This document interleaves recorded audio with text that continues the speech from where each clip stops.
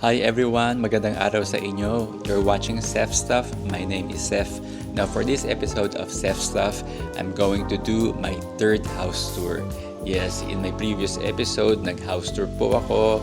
So ito na po yung pangatlong house tour ko. Pero ang kaibahan ng house tour nito ay yung property ko kasi na feature ko in the past two episodes are really more on the high-end side, yung alamansyon.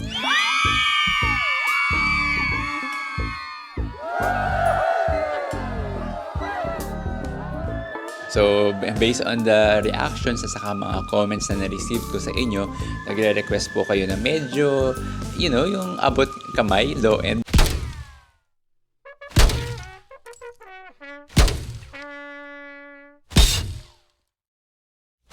Naman na property. So, ito na yon. Ito yung property na napili ko. This is actually a part of a townhouse. Itong townhouse na ito is composed of 3 units. And this one is lot 5A. Meron din binibenta sa kabila, lot 5C. Pero ito ang i-feature natin, yung 5A. Okay, so samahan niyo po ako sa house tour natin. But before that, please subscribe to my channel, Seth Stuff.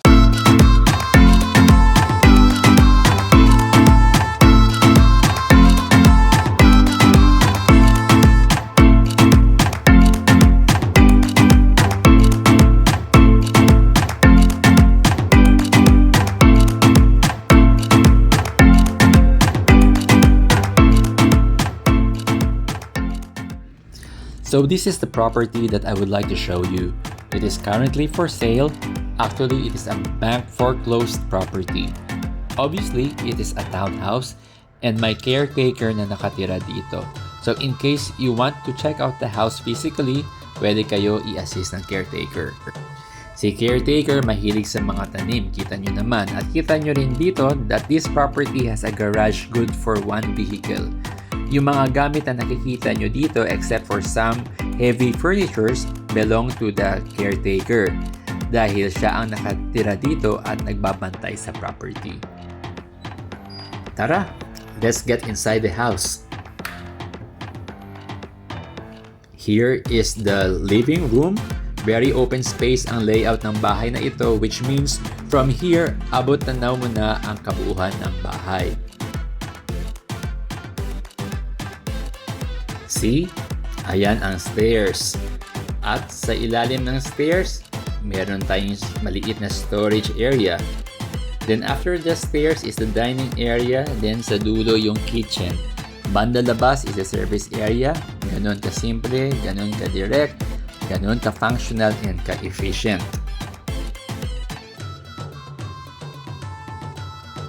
At ano itong nasa likod ng kurtina? Kwarto ba ito? Storage area lang pala. For me, masyadong maliit para maging room, pero baka pwede naman kung kama lang naman ang ilalagay mo. Then this is the yellow kitchen. Ako na nagpangalan sa kanya na yellow kitchen for obvious reason. Tapos, may banyo dito sa ground floor. May kasama na ring shower enclosure.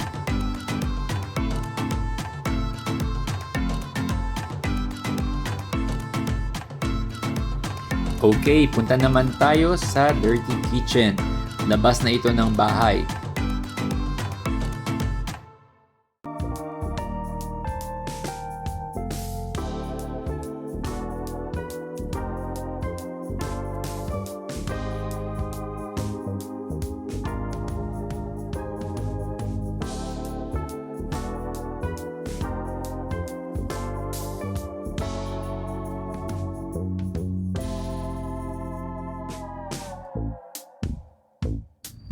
As you can see, partly covered naman siya ng bubong sa taas at matataas din ang mga dingding.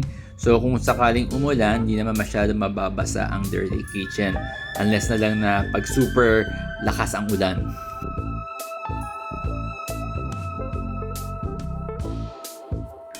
This time, check naman natin ang second floor. Akyat tayo ng stairs.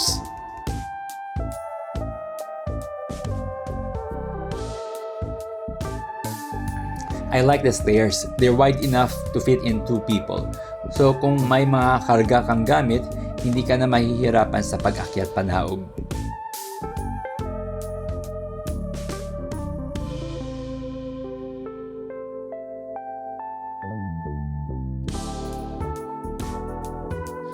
Sa part na ito, feel free to hang a chandelier.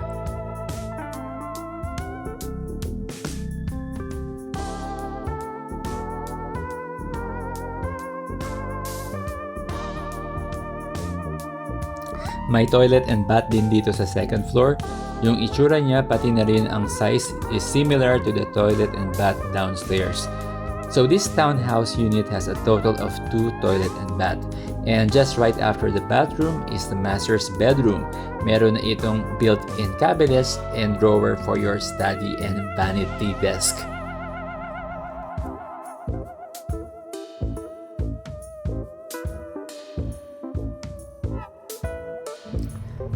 Meron din itong small balcony.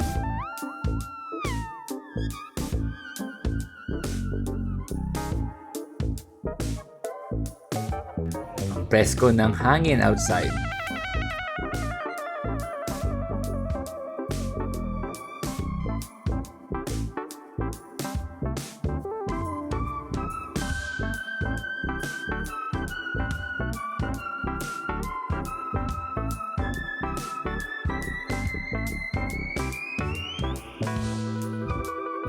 Okay, tara.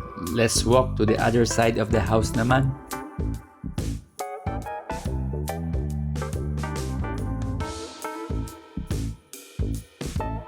Alright, may smaller room dito na pwede maging office or study room nyo.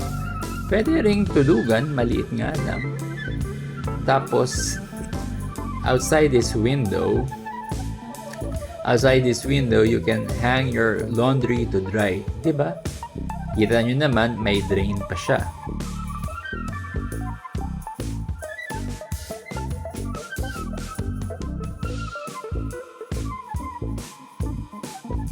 Tapos sa far end, there is another room. So a total of 3 rooms sa taas, which is not bad for the size of this house.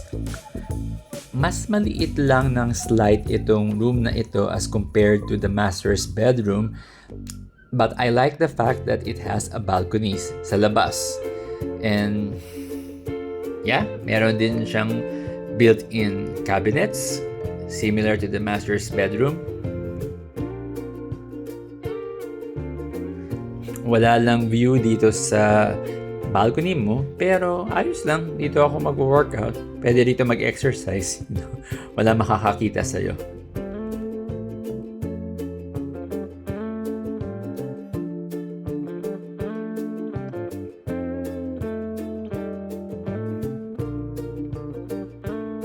Ayos. No fuzz itong bahay na ito. Just straight to being functional. Best for a small or starting family.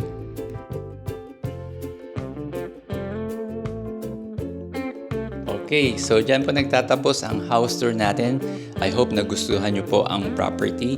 So, now, ito na ang hinihintay nyo, ang price reveal. But before that, let's just do a quick summary about this property. Again, the address of this property is Lot 5A, Block 1, Clover Street, Doña Manuela Subdivision, Barangay Pamplona, Tres Las Piñas City. So, meron din pong isang binebenta na unit which is yung katabi nito. Pero yung itsura niya ay same as this one din naman. Okay, now ang sukat ng unit na ito is 76.30 square meters. Again, for the its lot area, it is 76.13 square meters. And ang floor area naman ay 101.08 square meters. Okay, now, for the price, not too long ago, the price that was given to me for this unit was 6,820,000 pesos. Again, 6,820,000 pesos. But now, I was just told na binaba ng bangko ang kanyang bid price. So now, ang sale price ng unit na ito is only 6,140,000 pesos. Again, so its current price now is 6,140,000 pesos. So for me, good price na yun kasi kita nyo naman ang environment, yung location nitong unit na ito. Very tahimik, gated subdivision, very safe. So I think well-priced na po to. So kung interesado po kayo, please contact me. My email address is cefstuff@proton.me, or you can also call me or leave a text message to my number, which is flashed on the screen below. I did mention earlier that the bank is also selling the third unit of the townhouse, which is Lot 5C. It's priced much higher at 7,300,000 pesos since its size is a bit bigger. The lot area is 78.69 square meters while the floor area is 115.95 square meters. Kakaunti lamang ang difference in size compared sa first unit. Itong first unit, Lot 5A, ang nakapromo ngayon for only 6.140 million pesos. Okay, thank you very much for watching. Hanggang sa uulitin. Maraming salamat po. Bye-bye. Ciao.